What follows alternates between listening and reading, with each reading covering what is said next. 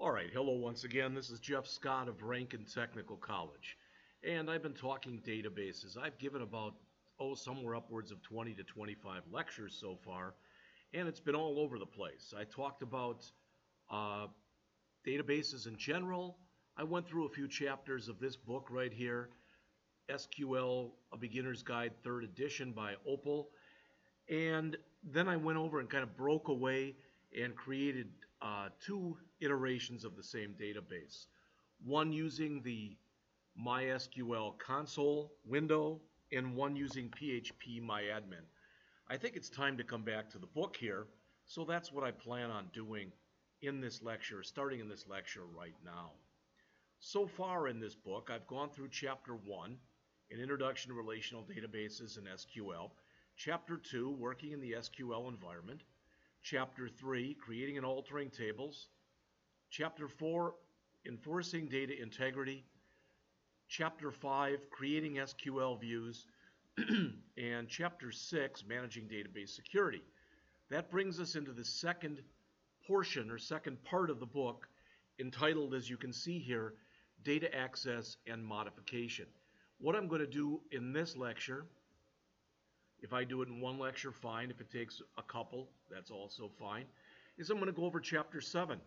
I'm hoping tomorrow to do the same thing with Chapter 8, and then the next day with Chapter 9, followed by Chapters 10 and 11, and finally 12.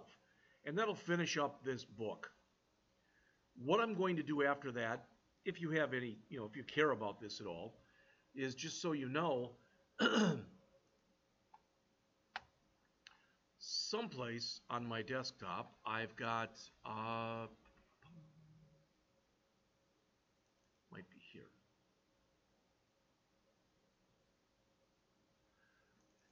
I found this book that's called SQL Queries for Mere Mortals. And this is how I basically learned databases, through a combination of teaching myself and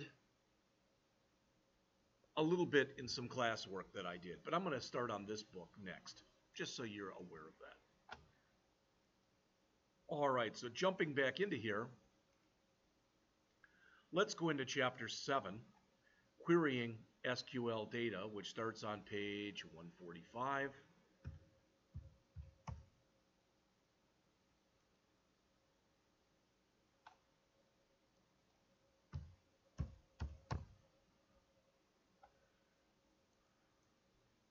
So here we are, Part 2, Data Access and Modification. And we're jumping right into Chapter 7, Querying SQL Data. You can see here that we have 5 different objectives. Use a select statement to retrieve data. Use a where statement to define search conditions. Use the group by clause to group query results. Use a having clause to specify group search conditions. And finally, use the order by clause to sort query results. What I think I'm going to do, and I'll kind of bounce back and forth between these, but I'm going to start up XAMPP, get into the control panel, and I guess I didn't shut it down last time, so that's fine. I'm going to go into the shell and just do a MySQL -u root, and I will use Acme. If you remember from last time, if I show the tables, I've got 3 tables in this database: a departments table, an employees table, and a zip city state table.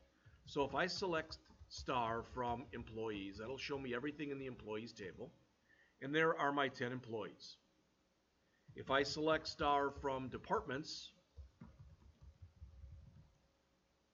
there are my 5 departments, and if I select star from zip city state,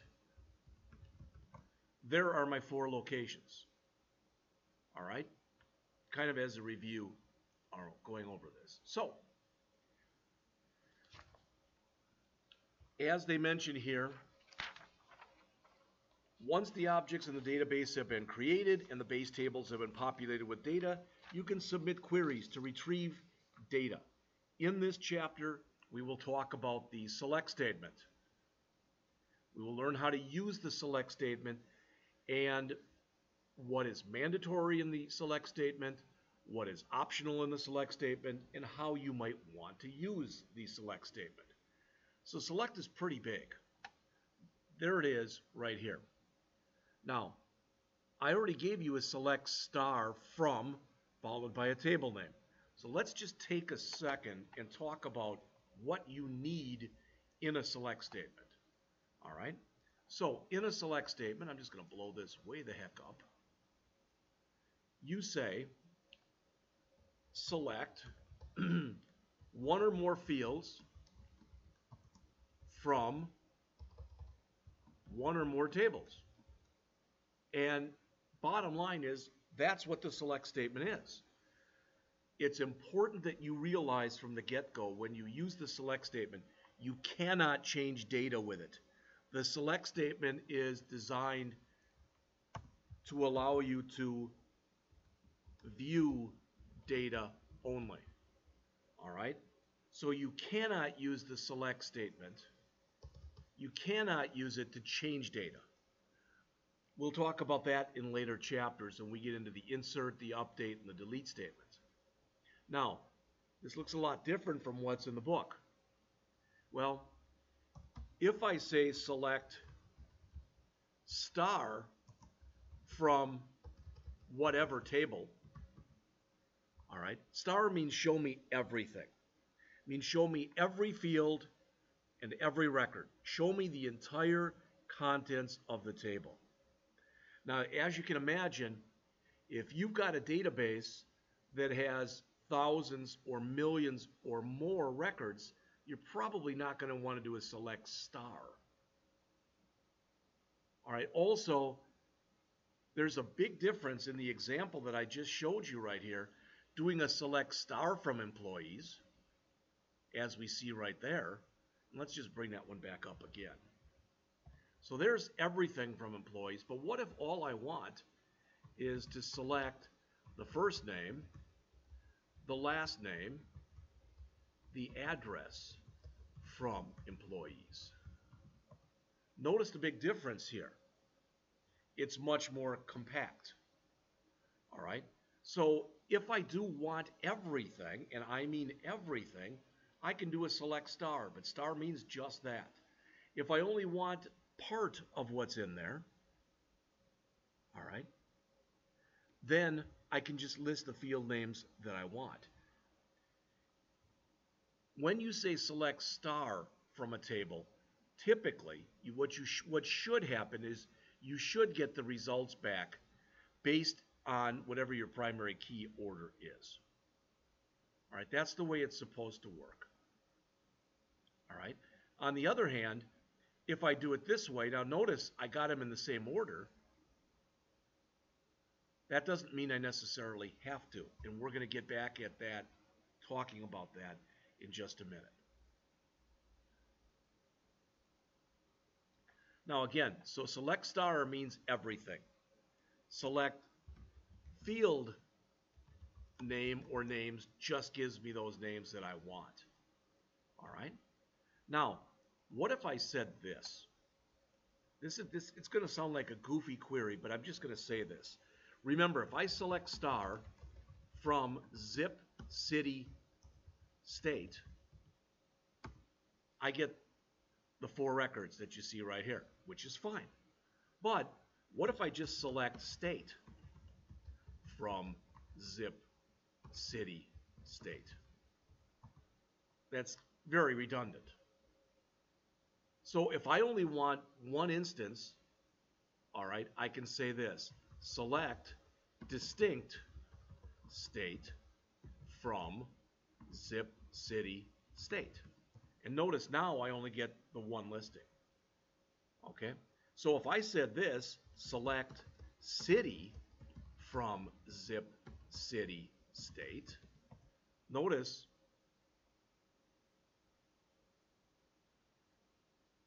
I get those 4 cities, and each one of them is distinct. What if I go back to employees and I say this: select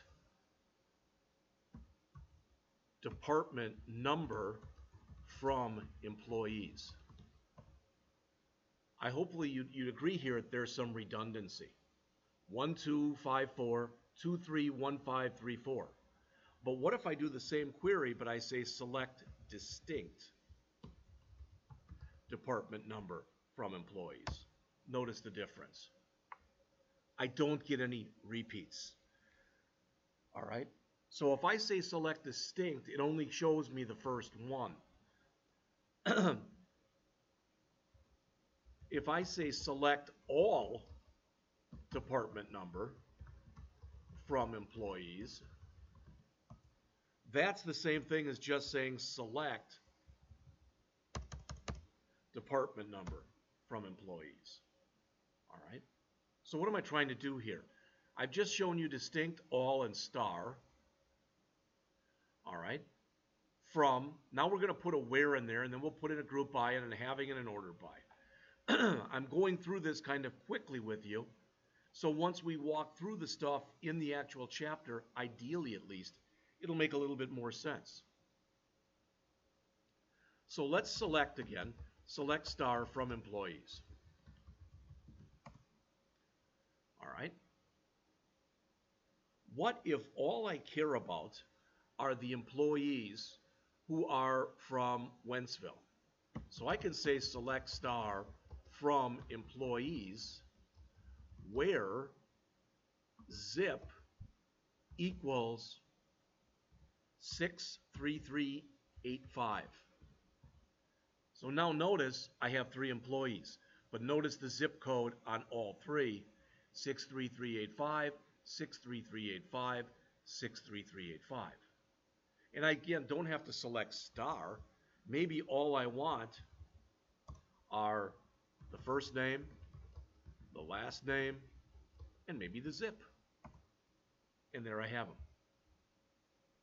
So what the where does is it puts criteria onto my select statement so that if I want to, I can only select or grab certain things. All right, not sure if the next query is going to work or not, but I'm going to try it anyway. I'm going to say select star from employees group by zip.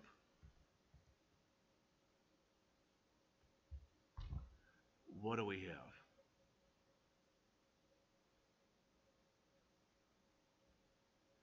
What I believe this did was just give me the first employee based on the zip code, and it actually sorted it in order by zip code. That's not exactly what I wanted.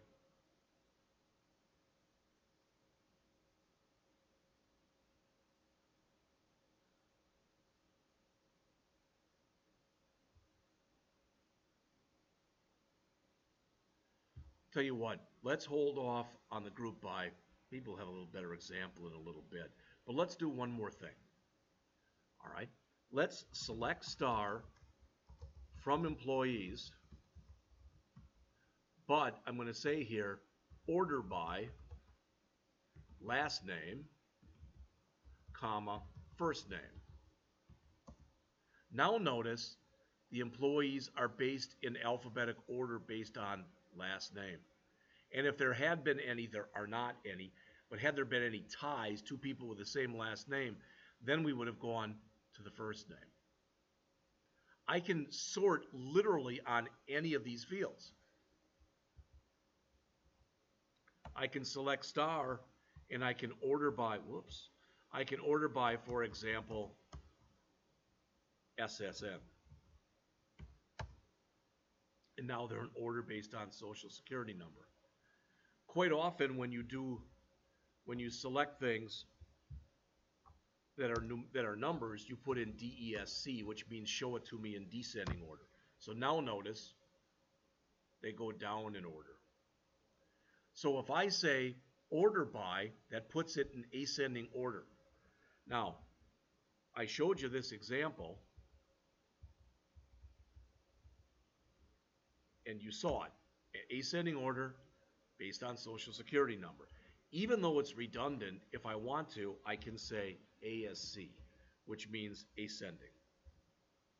And you're going to notice I get exactly the same results as I got before. So if I want something in ascending order, I can either put ASC in there or nothing, but if I do want it in descending order, I must put DESC. All right. Now, I can do both. In other words, I can say select star from employees, order by zip, let's say descending, and then if there are matches, and there will be, then let's say last name. All right. So now it's an order based on zip code in descending order.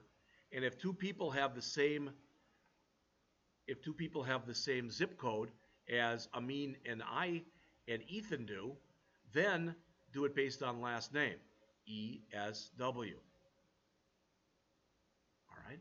Now hopefully that made some sense to you. But again, the idea behind this is just to show you some of the things that you're able to do with this statement. Now, the only required clause, again, is the select clause and the from clause.